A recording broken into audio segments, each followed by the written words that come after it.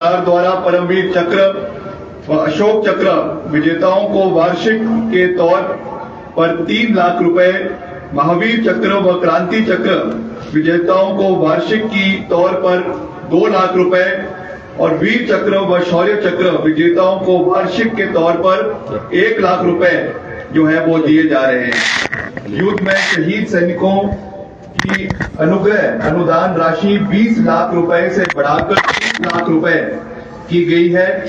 अन्य कारणों से वीर गति प्राप्त होने पर सैनिकों की अनुग्रह राशि 5 लाख रुपए से बढ़ाकर 7.5 लाख रुपए सरकार द्वारा जो करवाई गई है।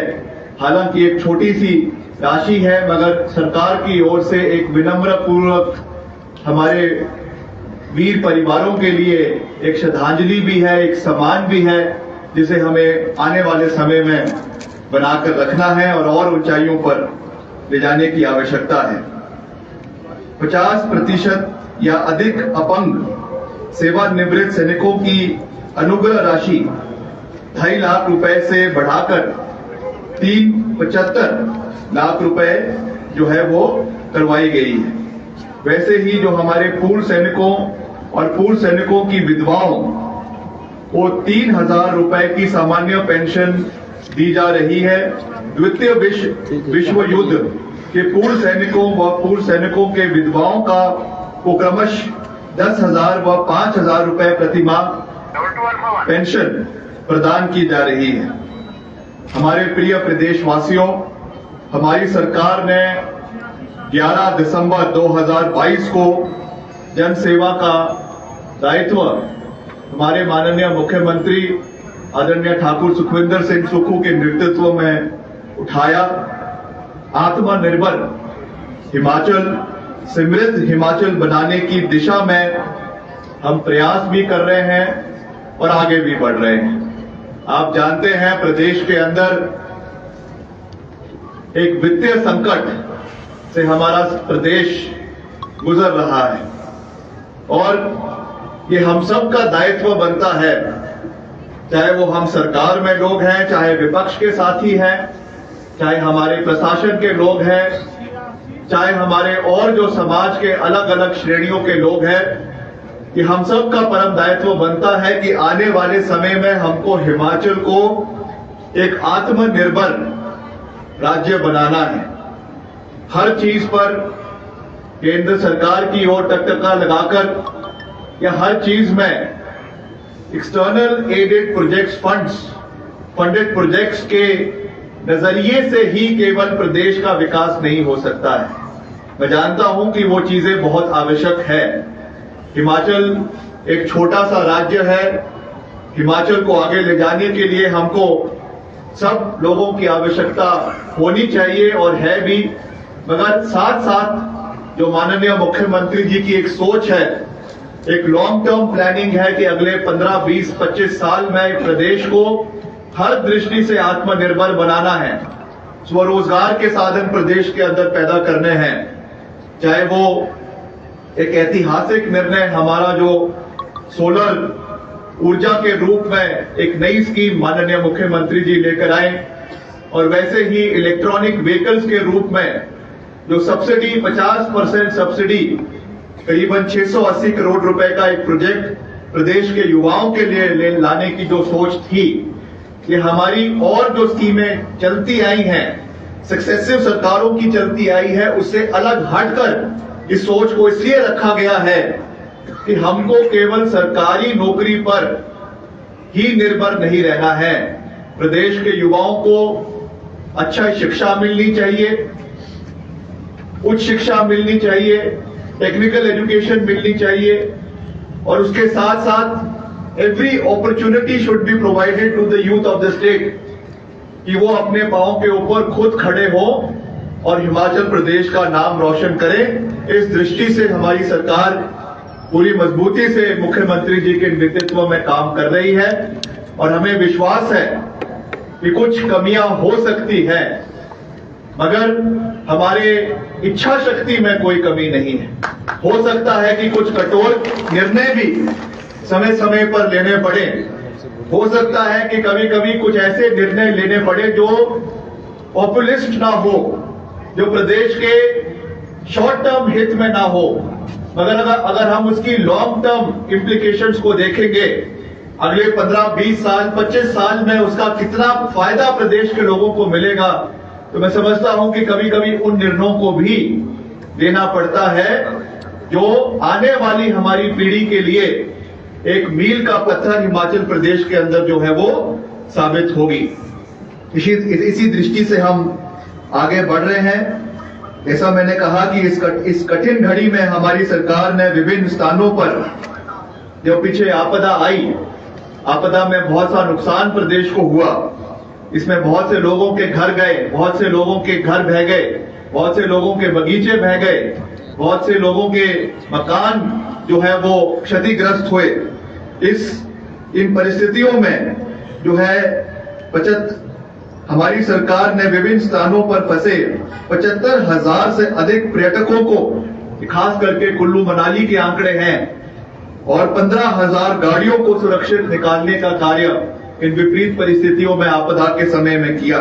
आपदा के दौरान 2,944 घर पूरी तरीके से तबाह हो गए थे, जबकि 12,304 घरों को आंशिक नुकसान पहुंचा।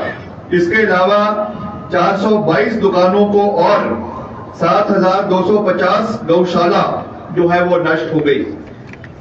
मैं इस चीज पे यही कहना चाहता हूं, बहुत लंबी बात नहीं कहना चाहता हूं, कि इन विपरीत परिस्थितियों में भी सरकार ने करीबन 4,500 करोड़ रुपए का पैकेज, आर्थिक पैकेज प्रदेश की जनता के लिए दिया, और जो हमारे पूर्ण क्षतिग्रस्त परिवारों को मात्र एक समय में 30,000 रुपए मिलता था, उसको बढ़ाकर 1,30,000 रुपए किया पूर्व सरकार ने, कांग्रेस की सरकार ने।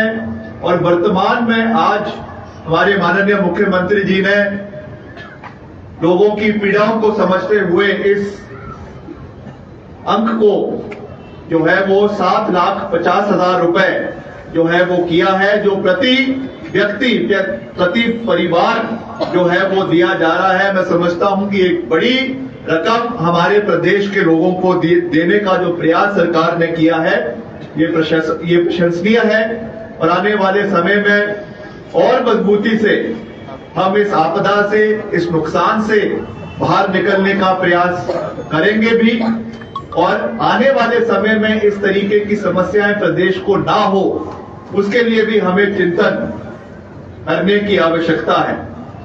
मैं आज ही पढ़ रहा था, आज सुबह के अखबार में, कि प्रदेश में जो सूखा पड़ा है पिछले कुछ दिनों से, पिछले कुछ महीनों से बरसात नहीं हुई है, ये पिछले 134 साल में सबसे ज्यादा सूखा प्रदेश में इस पीरियड में पड़ा है। ये सारा चीजें अगर हम इसको ग्लोबल रूप से देखें, जो क्लाइमेट चेंज हो रहा है, तो इरेटिक रेनफॉल्स हो रही है।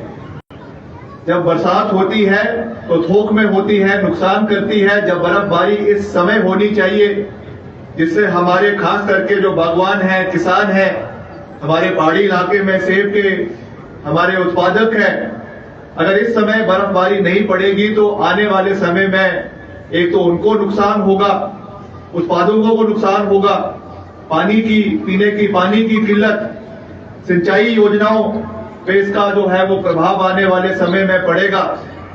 इन चीजों पर भी हमें ध्यान रखने की आवश्यकता है। मैं जानता हूं कि ये बड़े कदम हैं जो देश के स्तर पे उठाए जाते हैं, विश्व के स्तर पे उठाए जाते हैं।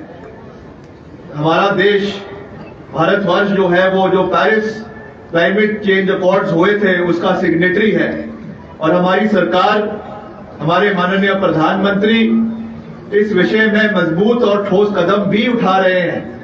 प्रदेश को, देश को कैसे कार्बन न्यूट्रल किया जाए, उन विषयों के ऊपर भी काम चला हुआ है। प्रदेश में इलेक्ट्रिक गाड़ियों को बढ़ावा कैसे किया जाए, एनर्जीज, हमारी जो इंडस्ट्रियल कैपेसिटी है उसमें प्रदूषण को कैसे कम किया जाए, उसके ऊपर भी कार्य चल रहा है। टेक्निकल और साइंटिफिक एडवांसमेंट्स को कैसे हमारे दिनचर्या में अपनाया जाए, आर्टिफिशियल इंटेलिजेंस का सही उपयोग कैसे किया जाए, उसके ऊपर भी मैं समझता हूं कि वॉर फुटिंग के ऊपर राष्ट्रीय स्तर पर भी और प्रदेश स्तर के ऊपर भी कार्य चल रहा है। और वैसे ही हमारे हेल्थ केयर सेक्टर में रोबोटिक सर्जरीज को कैसे बढ़ावा दिया जाए, उसके ऊपर भी कार्य चल रहा है। हमें आगे बढ़ना है, इसमें कोई दो राय नहीं है। हमें साइंस को भी अपनाना है, हमें टेक्नोलॉजिकल एडवांसमेंट्स को भी जो है वो अपनाना है, मगर हमें रिस्पॉन्सिबल सिटीजन्स का एक दायित्व जो हमें मिला है, महात्मा गांधी जी के जो शब्द थे कि इस विश्व में, इस पृथ्वी पर सबकी इच्छाओं को पूरा करने के लिए बहुत रिसोर्सेज है, बेसिक नीड्स को पूरा करने के लिए बहुत रिसोर्सेज उपलब्ध है, मगर हमारी ह्यूमन ग्रीड को पूरा करने के लिए नेचुरल रिसोर्सेज हमारे विश्व में, हमारे पृथ्वी पे उपलब्ध नहीं है। हमें भी अपनी इच्छाओं पे कहीं ना कहीं लगाम लगाने की आवश्यकता है। कहीं हम अपने देश को कैपिटलिस्ट देश बनाते बनाते कंज्यूमरिज्म में इतना अंधविश्वास में ना चले जाएं कि हम आने वाली पीढ़ियों को नुकसान करें। ये बात मैं क्यों कह रहा हूं? क्योंकि जितना कैपिटलिस्ट सोसाइटीज बढ़ेगी, जितना मास प्रोडक्शन बढ़ेगा, उतना स्ट्रेन हमारे नेचुरल रिसोर्सेज के ऊपर पड़ेगा। इसीलिए जो बातें हमारे आज से 70 साल पहले हमारे देश के पिता स्वर्गीय महात्मा गांधी जी ने कही, वो आज भी उतनी ही रेलेवेंट है। आज भी जो उन्होंने ग्राम उद्योग की बात करी, उन्होंने विलेज इंडस्ट्रीज की बात करी, खादी ग्राम उद्योग की बात करी, जो उन्होंने बातें उस समय कही थी, आज भी मैं समझता हूं कि उनका उतना ही सिग्निफिकेंस है। और उनके कहने का तात्पर्य यही था कि हमें अपनी इच्छा शक्ति पर भी विराम लगाने की आवश्यकता है। जितना पानी आपके सेल फोन्स के प्रोडक्शन में, आपकी गाड़ियों के प्रोडक्शन में, पेंट्स के प्रोडक्शन में, सीमेंट के प्रोडक्शन में इस्तेमाल होता है, अगर हम उस पर भी लगाम नहीं लगाएंगे, आने वाले समय में पीने के पानी के लिए किल्लत हो जाएगी। इसलिए इन चीजों के ऊपर भी सरकार को गहन मंथन करने की आवश्यकता है। सरकार की रिस्पॉन्सिबिलिटी केवल पानी, बिजली और सड़क तक ही सीमित नहीं है। हमारी मैनकाइंड, हमारी मानवता आने वाले समय के लिए सुरक्षित रहे, बीमारियों से दूर रहे, ये भी हमारी रिस्पॉन्सिबिलिटी बनती है।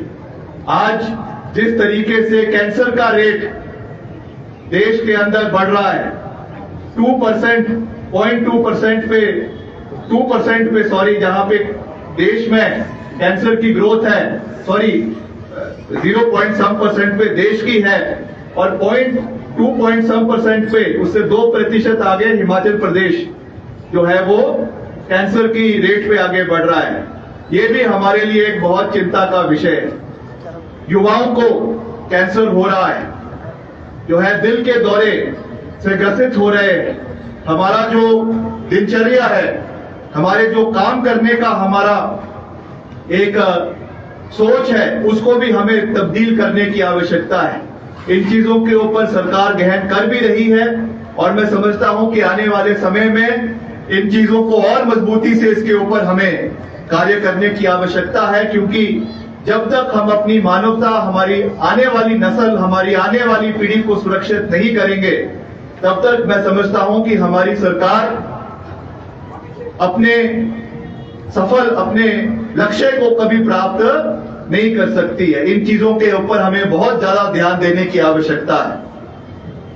प्रदेश में ओपीएस हमारे कर्मचारियों के लिए बहाल करने की गारंटी जो हमने अपने चुनावी वादे में भी कहा था, उसको हमने पूरा किया है, उसको हमने सरकार द्वारा लागू किया है, और जन जन तक पहुंचने के उद्देश्य से हमारी सरकार ने एक नई स्कीम जो है वो सरकार गांव के द्वार कार्यक्रम पूरे प्रदेश के अंदर चलाए हुए हैं, जिसमें लगातार हमारे माननीय मंत्री, हमारे माननीय चीफ पार्लियामेंट्री सेक्रेटरीज, हमारे सभी विधायक अपने अपने विधानसभा क्षेत्र में, अपने अपने इलाकों में, प्रदेश के विभिन्न क्षेत्रों में जाकर जनता की आवाज को सुन भी रहे हैं। उसे पूरा करने का हर संभव प्रयास जो है वो करवाया जा रहा है।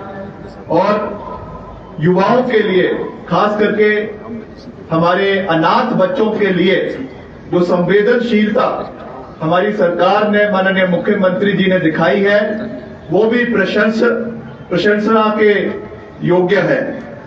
हमारे मुख्यमंत्री ने जो सुख आश्रय योजना शुरू कर 4000 अनाथ बच्चों को चिल्ड्रन ऑफ द स्टेट का दर्जा देकर उन्हें अपनाया है। सरकार की इन बच्चों की माता और पिता जो है वो सरकार है, उनकी देखरेख तथा शिक्षा का जिम्मा हमारी सरकार उठा रही है। वैसे ही मैंने ई टैक्सी की बात करी, जिसमें 50% सब्सिडी सरकार की ओर से दिलवाई जा रही है। और जैसा मैंने कहा कि आपके 100 और 200 और 500 किलोवाट सौर ऊर्जा परियोजना स्थापित करने का सरकार का जो प्रावधान है, जो एक और आत्मनिर्भर भी युवाओं को बनाएगा। और हमारे जो कार्बन न्यूट्रल की मैंने बात करी, प्रदेश में किस तरीके से हमें कम से कम उत्पादन तो करना है मगर पर्यावरण को नुकसान कम करना है, उस दृष्टि से भी सोलर एनर्जी का सही इस्तेमाल जो सरकार करने जा रही है, मैं समझता हूं कि बहुत महत्वपूर्ण है। और इन कदमों को हमें और मजबूती के साथ आगे बढ़ाने की आवश्यकता है। रोजगार के क्षेत्र में शिक्षा विभाग में अध्यापकों के 5290 पद जो है वो भरने का निर्णय सरकार ने लिया है, जिनमें टीजीटी आर्ट्स के 1070 पद, टीजीटी नॉन मेडिकल के 7776 पद, टीजीटी मेडिकल के 403 पद, 30 पद और शास्त्री के 494 और जेबीटी के 2221 पद भरने की स्वीकृति प्रदेश सरकार ने ली है। मैं समझता हूं कि ये भी एक बड़ा मील का पत्थर हमारी शिक्षा प्रणाली को प्रदेश में मजबूत करने के लिए और साथ ही साथ रोजगार के दृष्टिकोण से भी बहुत महत्वपूर्ण है। और वैसे ही जल शक्ति विभाग में 10,000 पद भरने का निर्णय सरकार ने लिया है, जिसमें पैरा वर्कर्स, मल्टीपर्पज वर्कर्स, पैराफिटर्स के 4,500 पद शामिल है। वन मित्र योजना के तहत 2061 वन मित्रों की भर्ती जो है वो करवाई जा रही है। लोक निर्माण विभाग में जूनियर इंजीनियर सिविल के 90 पद तथा वर्क इंस्पेक्टर के 25 पद जो है वो भरने का प्रोसेस चला हुआ है। स्वास्थ्य विभाग में 1450 पद और पटवारियों के हमारे रेवेन्यू डिपार्टमेंट में 874 पद जो है भरने का सरकार द्वारा प्रयास किया जा रहा है। और साथ ही साथ हमारे मुख्यमंत्री चिकित्सा सहायता कोष के तहत गंभीर रोगों के उपचार के लिए 1,60 लाख रुपए की सहायता राशि जारी करवाई गई है। जैसा मैंने कहा कि हमको ग्रीन रेवोल्यूशन की ओर आगे बढ़ना है। इसके तहत जो ग्रीन कॉरिडोर्स हमारे जितने नेशनल हाईवेज 4 लेन के प्रदेश के अंदर है, इनमें ग्रीन कॉरिडोर्स के तहत चार्जिंग स्टेशंस लगाने का सरकार प्रयास कर रही है। ई वाहनों को बढ़ावा देने के लिए 6 ग्रीन कॉरिडोर जो है वो चयनित किए गए हैं। इन ई वाहनों नीति के तहत पहले चरण में चार्जिंग स्टेशन की स्थापना के लिए 54 स्थान चयन किए गए हैं। रिकॉर्ड समय में इन्हें तैयार करने का पूरा प्रयास जो है वो सरकार कर रही है। मेरे प्रिय प्रदेशवासियों, किसी भी आदर्श समाज के निर्माण के लिए यह आवश्यक है कि महिलाओं व बच्चों को माहौल प्रदान किया जाए। विधवा पुनर्विवाह योजना की धनराशि 65,000 से बढ़ाकर उसे 2 लाख रुपए जो है वो सरकार ने करने का निर्णय लिया है। मैं समझता हूं ये भी बहुत महत्वपूर्ण है। और साथ ही साथ हमने लैंड सीलिंग एक्ट के संशोधन में उसमें संशोधन करके बेटियों को पैतृक संपत्ति में यानी एंसेस्ट्रल प्रॉपर्टी में बेटों के बराबर हक देने का सरकार ने निर्णय लिया है। लड़कियों को की विवाह योग्य आयु को 18 वर्ष से बढ़ाकर 21 वर्ष करने का निर्णय भी सरकार ने लिया है। मैं समझता हूं ये भी महिलाओं के उनको इंडिपेंडेंट करने के लिए एक महत्वपूर्ण निर्णय प्रदेश सरकार का है।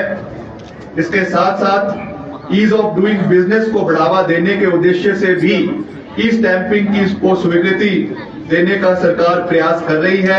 इको टूरिज्म की साइट्स को प्रदेश के अंदर बढ़ाने का सरकार पूरा प्रयास कर रही है।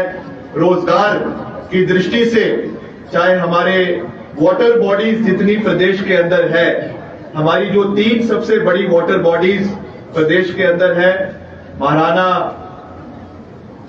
रणजीत सिंह डैम जो आपका रणजीत सिंह गोविंद सागर डैम, पोंग डैम और कोल डैम, इन तीनों डैम्स में जो है आपके पैराग्लाइडिंग, पैरासेलिंग और इस तरीके की एक्टिविटीज को सरकार प्राथमिकता पे आगे ले जाने का प्रयास कर रही है। अभी नदौन में हाल ही में जो है वो आपका वर्ल्ड कप आपके राफ्टिंग का वहां पर आयोजित करवाया गया।